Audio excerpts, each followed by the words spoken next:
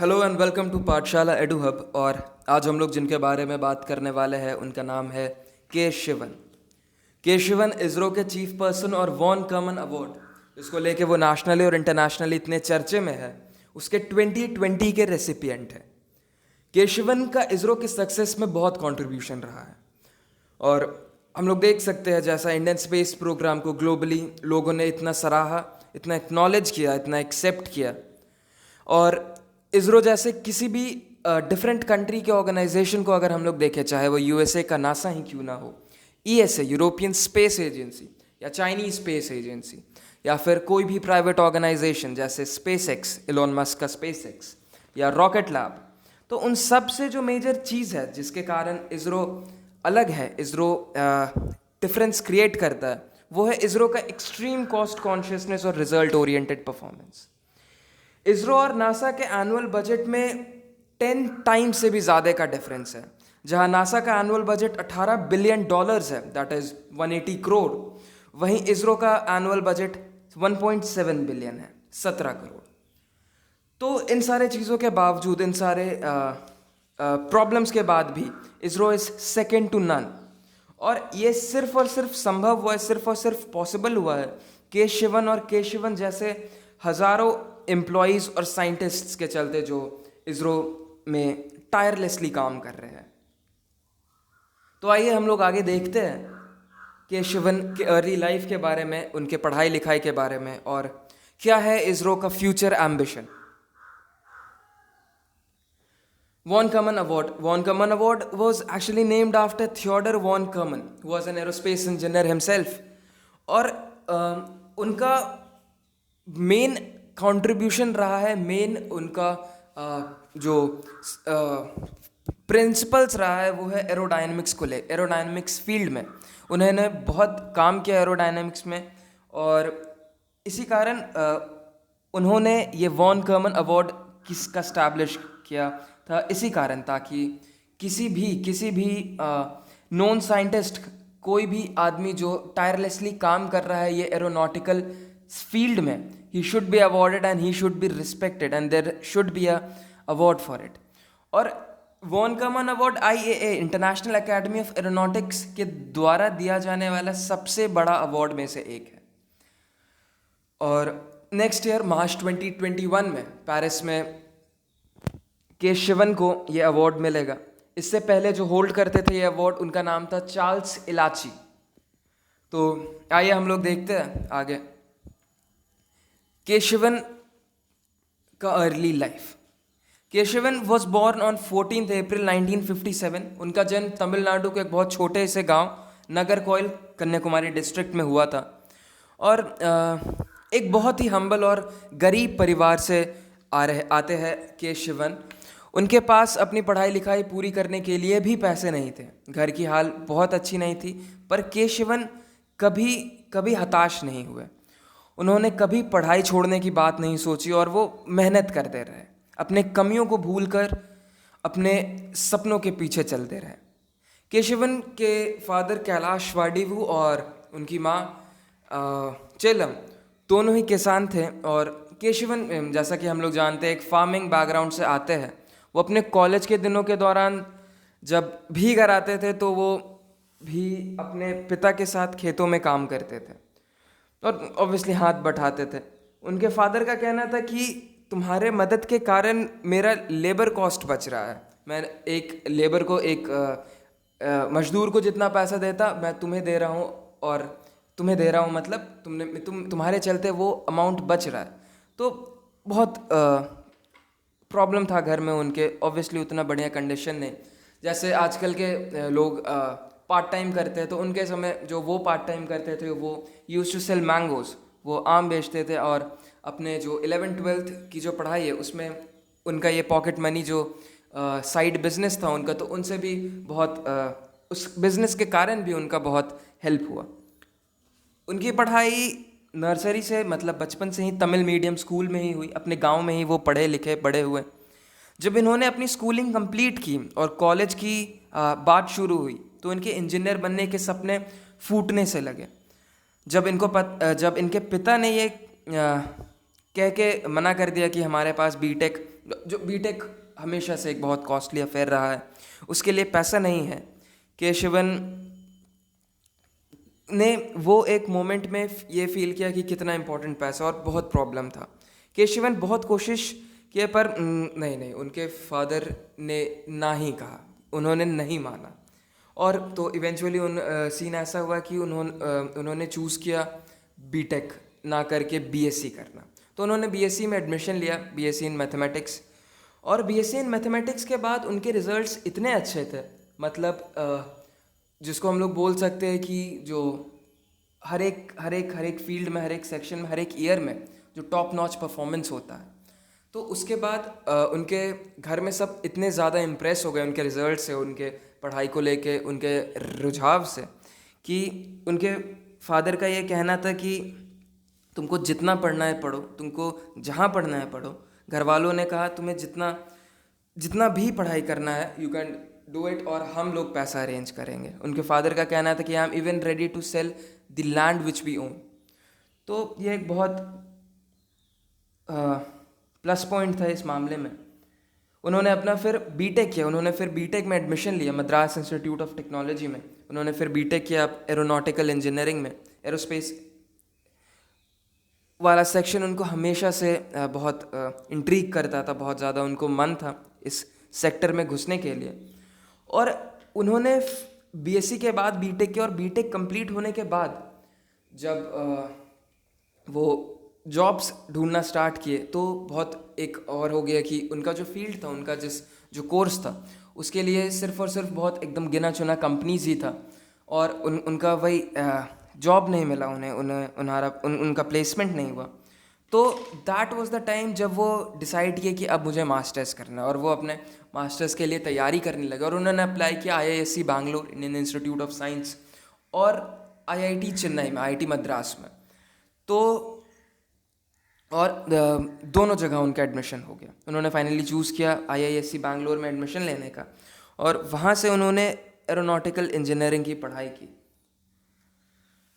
केशवन का बहुत लक हम लोग बोल सकते हैं, या फिर ये हम लोग बोल सकते हैं कि उन्होंने जब जो चाहा उन्हें वो ना मिलकर ऑब्वियसली कुछ और मिला, और उन्हें जो भी मिला उन्होंने उसमें बहुत ज़्यादा मेहनत की, बहुत काम किया।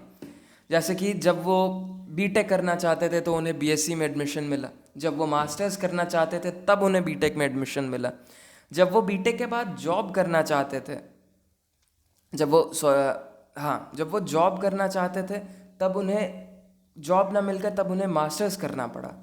और जब उनका इसरो में सिलेक्शन भी हुआ कैंपस प्लेसमेंट के थ्रू, वो इसरो में सेलेक्ट हुए कैंपस आईआईएससी में के थ्रू, उनका इसरो जाना हुआ। और जब उन्होंने इसरो में प्लेसमेंट हुआ उनका, तो वो चाहते थे कि वो सैटेलाइट डिवीजन में जाए, सैटेलाइट बिल्डिंग डिवीजन में जाए। पर उस डिवीजन में ना जाके उन्हें जो प्रोजेक्ट असाइन किया गया उसका नाम था पीएसएलवी प्रोजेक्ट, और विक्रम साराभाई स्पेस सेंटर में उनका जाना हुआ। Vikram Sarabhai space centre is mainly known for it's rocket missions, और जितना भी इंडिया में रॉकेट मेकिंग प्रोसेस है, प्रोसीजर है, वो सब विक्रम साराभाई स्पेस सेंटर में ही होता है। तो जब केशवन ज्वाइन किए पीएसएलवी प्रोजेक्ट, तो पीएसएलवी का फुल फॉर्म है पोलर सैटेलाइट लॉन्च व्हीकल, और पीएसएलवी और जीएसएलवी दो टाइप का लॉन्चिंग व्हीकल्स होता है। PSLV is polar satellite launching vehicles, GSLV is geosynchronous satellite launching vehicles.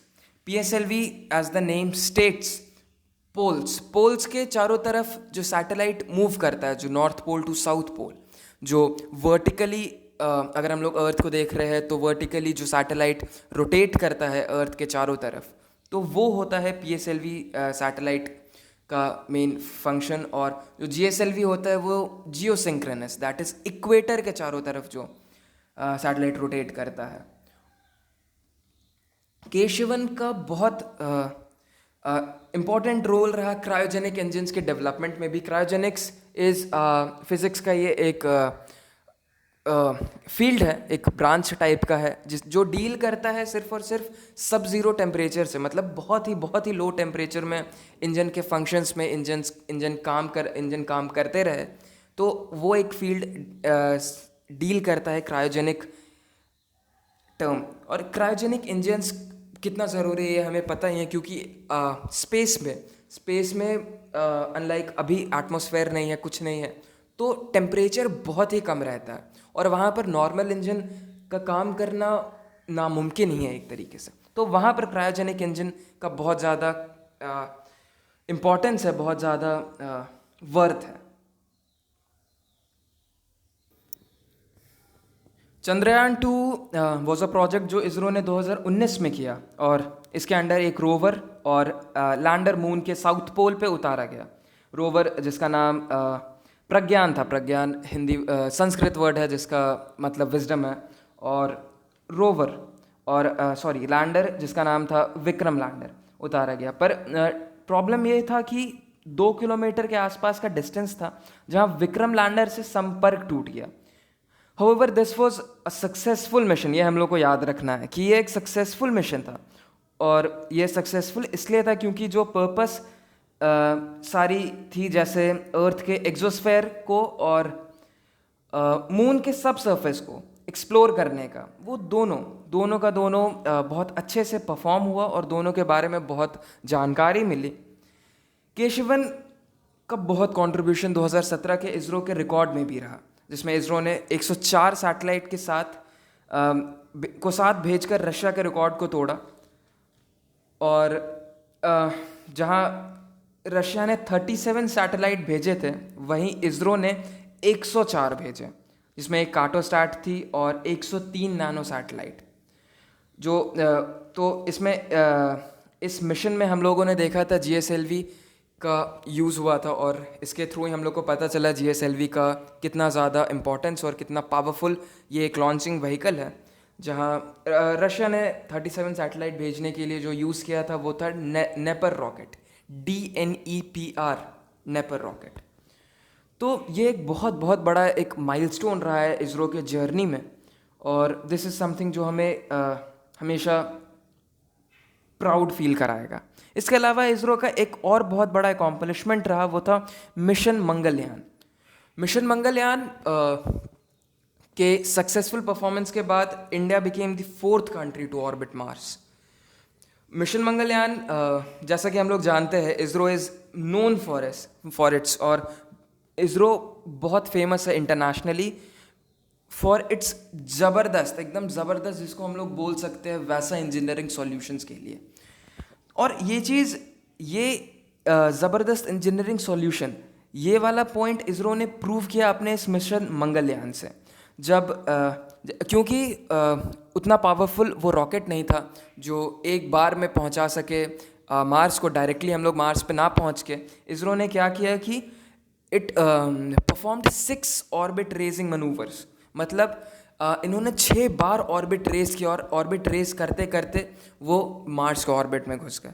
और ये पूरा प्रोसीजर को होने में 3 वीक लगा, मतलब एक ज़रा सा प्रॉब्लम, एक स्लाइट मिसकैलकुलेशन और पूरा का पूरा प्रोग्राम अनसक्सेसफुल हो सकता था। तो ये भी एक, और ये खुद में एक बहुत बड़ा अचीवमेंट है इसरो का। और मार्स ऑर्बिटर मिशन जिसके बारे में हम लोग जानते हैं, मॉम, जिसको परफॉर्म करने वाला है ISRO in the coming years, तो ये भी एक बहुत बड़ा मिशन होने वाला है। अब we are just hoping and we are just waiting for ISRO to perform these things, to take a step on performing all of the programs जो मेंशन किया है। जैसे कि अपने एक टीवी इंटरव्यू में के शिवन ने गगनयान के बारे में बात की थी। गगनयान के बारे में हम सब फेमिलियर है, और ये कितना बड़ा एक प्रोजेक्ट है, और ये कितना पहले से चले आ रहा है। इसरो में शायद 2005 या 6 से ही गगनयान जो प्रोजेक्ट है इसके बारे में बात होनी स्टार्ट हो गई थी, इस पे काम करना लोगों ने स्टार्ट कर दिया था। और गगनयान इसरो और इंडिया का पहला मैन्ड मिशन है। इसके अंतर्गत मतलब इंडियन एस्ट्रोनॉट इंडियन रॉकेट से, जो रॉकेट मेड इन इंडिया है और जो इंडियन सॉइल से उड़ेगा। तो ये एक बहुत बड़ा प्रोजेक्ट है, और ये एक मतलब लीप है इसरो का, और ये एक लीप है इंडिया का ये स्पेस प्रोग्राम के मामले में इंटरनेशनल डोमिनेंस के लिए। तो हम लोग जो नेक्स्ट वीडियो करेंगे उसमें we are gonna discuss about the Indian space program. बहुत बड़े स्केल में हम लोग ये वीडियो बनाएंगे और हम लोग डिस्कस करेंगे, और सारा का सारा पॉइंट हम लोग कोशिश करेंगे इंडियन स्पेस प्रोग्राम से रिलेटेड, इसरो से रिलेटेड, जितना भी विक्रम साराभाई सेंटर से लेके everything we are planning to cover every of those things. So please like share and subscribe करिए, हमें सपोर्ट करिए, और वीडियो अच्छा लगा हो तो कमेंट करिए, कोई प्रॉब्लम हो तो कमेंट करिए, और अपने दोस्तों के साथ शेयर करिए। This is Amritanshu Amitabh signing off.